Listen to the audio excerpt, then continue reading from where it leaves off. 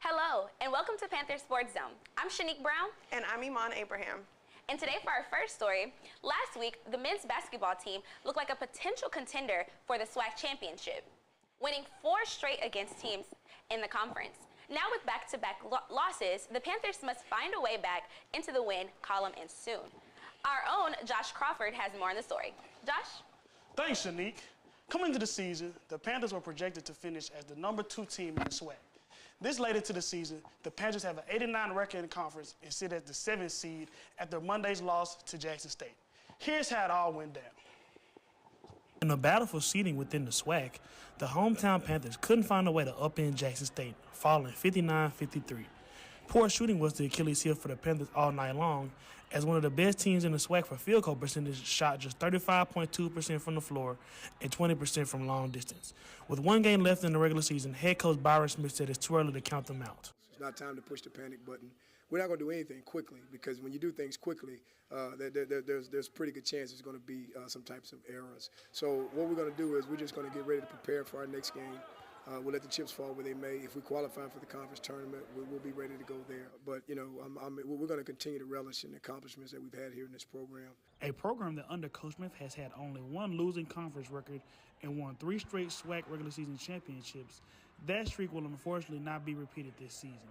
And despite the many struggles the Panthers have endured this season, the culture for this team remains very much intact. The system, the culture, nothing has changed. Everything is still the same. It's just the personnel. It's almost like a script. The only thing that's changed is the characters. We're doing the same things that we did 6 years ago when we took over this program. It's just taking our guys a little bit longer to be able to adapt to it. And that's the reason why you have to recruit accordingly to how you want to play. PV will have an opportunity to get back to that style of play when it takes on crosstown rival TSU in the last regular season game for the Panthers this Saturday, March 5th.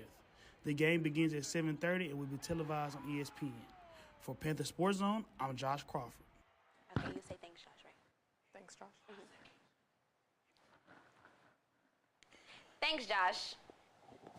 Continuing with basketball, the Lady Panthers couldn't keep pace with the Jackson State Lady Tigers, who continue with their undefeated record in conference play. A strong first quarter, headlined by 7 threes, got PV off to an early 27-20 lead. At the first of the quarter, Jackson State University wouldn't stay down for long, taking the lead in the final seconds of the second quarter and never looked back, outscoring PV the rest of the way 52-37 onto a 91-76 victory for the Lady Tigers. Senior Diana Rosenthal once again led for the Panthers in scoring with 25 points on 7 of 14 shooting to go along with 7 rebounds, 4 assists, and 3 steals. The Panthers will take on Texas Southern this Saturday, March 5th, for their final regular season game. Tip-off begins at 5:30, so be there. Yesterday, men and women's golf finished up a competition at the 2022 Birmingham Spring Invitational. On the men's side, they ended the Invitational in 4th place, shooting 30 over par as a team on the first day before a 10-stroke improvement on day 2. Shooting 20 over par, junior Rodarius Walters led the way for the Panthers, shooting a 77 and 73 to finish tied for 7th. For the women, they finished 3rd overall out of Texas Southern and Alabama State. Tied for 1st at the end of the day, junior Taylor Harvey finished tied for 5th out of the 18 competitors. Up next, for the men, they take a trip to the Augusta Pines Golf Club in Spring, Texas for the Colin Montgomery Invitational on March 7th, and 8th. In a midweek contest, the Prairie View A&M baseball team took on Texas A&M Corpus Christi in the opening week of their March schedule. Things didn't go according to plan this time around for the Panthers, falling to the Islanders in 9 innings. Despite having 5 hits in the game, PV was held scoreless in a 7-0 win by Corpus Christi. A bright spot for the Panthers pitched Tyrone Stubbs, Joshua Larzabal, and Devin Aguando allowed 1 hit and just 2 walks in a combined 5-inning effort. The Panthers will now turn their attention to New Mexico State for a 4-game series in Las Cruces, Mexico, with the first pitch set for Friday, March 4th at 4 p.m. Central Time. Looking for its first win of the season, the Lady Panthers fell just short of that goal in a doubleheader action against the Baylor Bears in Waco. Although the Lady Panthers didn't score in the first game, losing 9-0, Game 2 fared far better for the visiting team. The Lady Panthers pitching, defense, all came all came into play, allowing just 3 runs for the Bears and on hitting Baylor 7-5.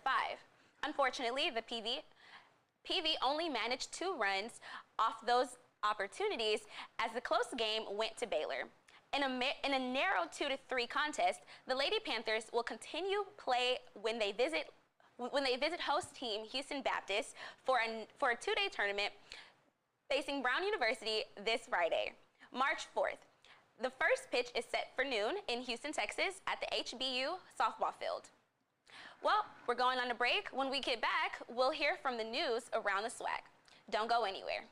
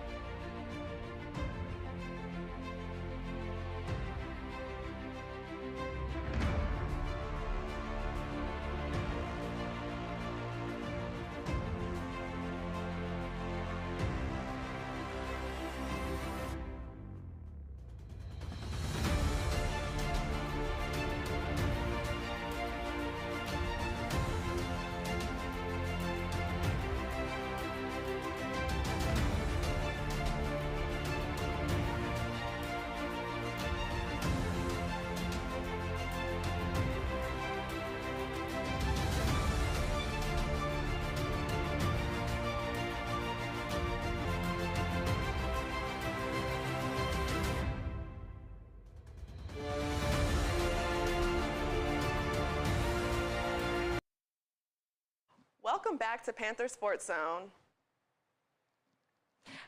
GCU last week, the Jackson State Lady Tigers clinched the 2022 SWAC Women's Basketball regular season title with the 87-86 road win over Texas Southern. The title marks back-to-back championships for GCU as the Lady Tigers also won the regular season title following the conclusion of the 2021 season.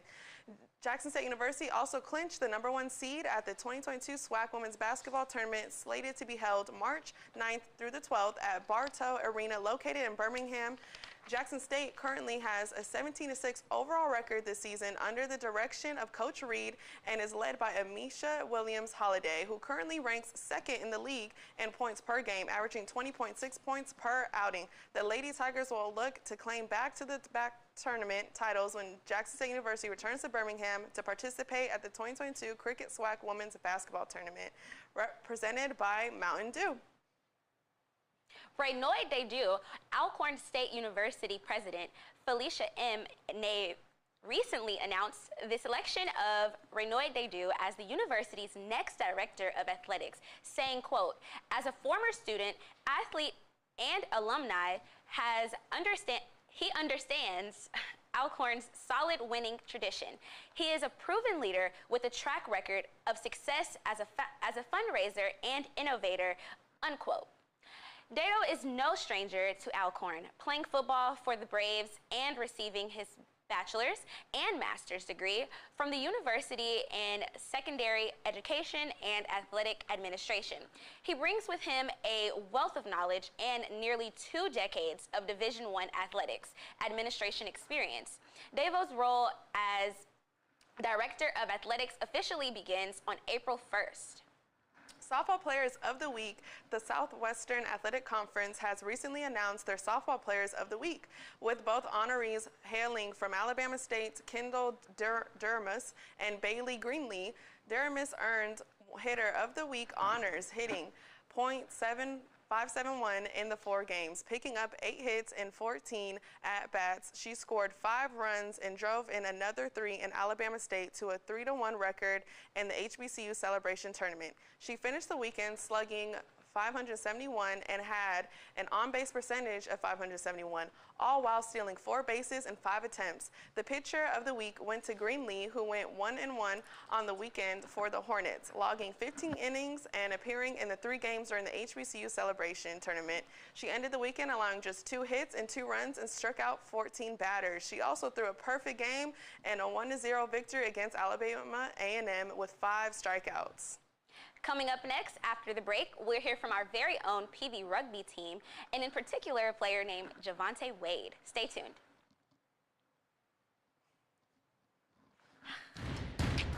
Alrighty.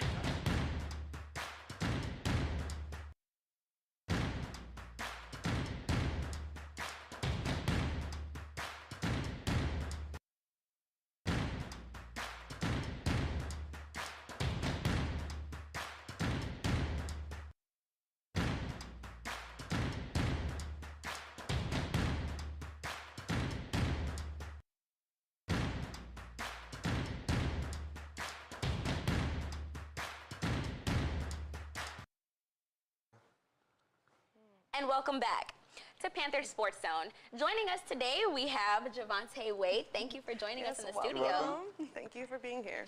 You're welcome. Okay, how are you doing today? I'm doing pretty good. That's How good. you doing? I'm good. All right, so today we'll just be asking you a few questions, about the game, and I know y'all had your first game on campus in a long time. So what made you, want to start playing rugby? Well, honestly, back in 2019, I wasn't on a sports team, and my roommate randomly came up to me. He asked me if I wanted to join the practice, and I went out there one day and had fun. I kept coming out, and I eventually started to love the game. Were there any other sports that you used to play before rugby? Well, in high school, I played football, I ran track, I played basketball, and I did powerlifting as well. Oh, wow, that's awesome. Okay, so that prepared you for rugby, all of those sports, because really, if you think about it, rugby is really like multiple sports in one. It's almost, you have the rugby ball, which is kind of similar to a football, and then you also have the athleticism like football, very, very similar, but you're running in a new direction and things like that. I played a little bit. I know you remember me from the team, but I played a little bit, slight flicks. But rugby is often compared to football. What are some of the similarities and differences between the two?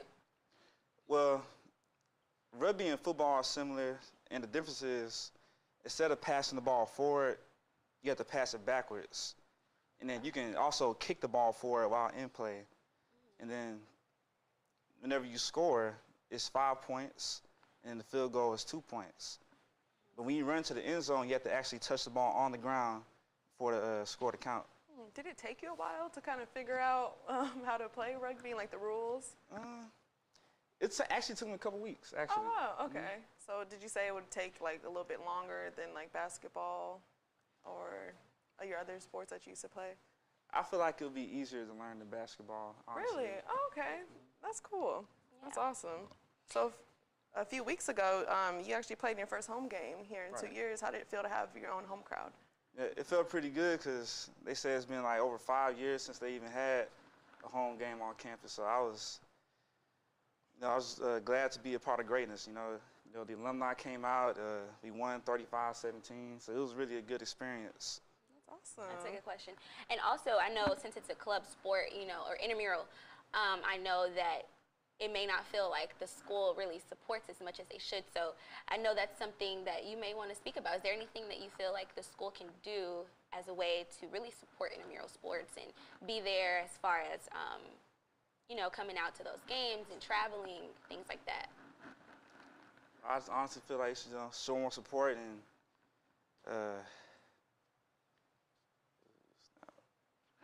show more support. Some more support. Yeah. Right, just show more support, you guys. Just come out to those games.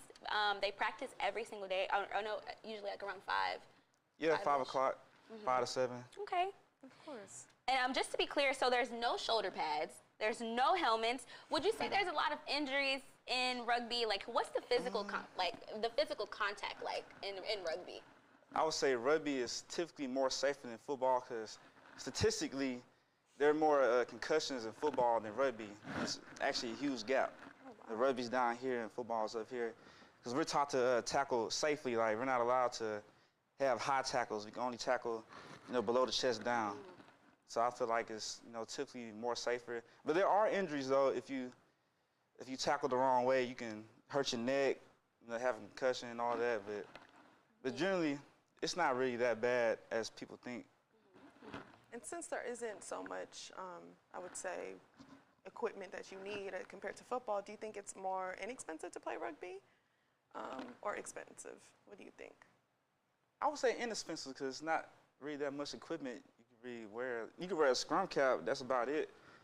But it's not as much equipment as football, so I would say it is a lot cheaper. A lot cheaper to play. That's and awesome. And that's a good thing, because some people want to play a sport but don't have the money to play it. So, if you are interested in playing a sport and you want to do something where you don't have to pay a whole arm and a leg to be on the team, rugby is a good place to start.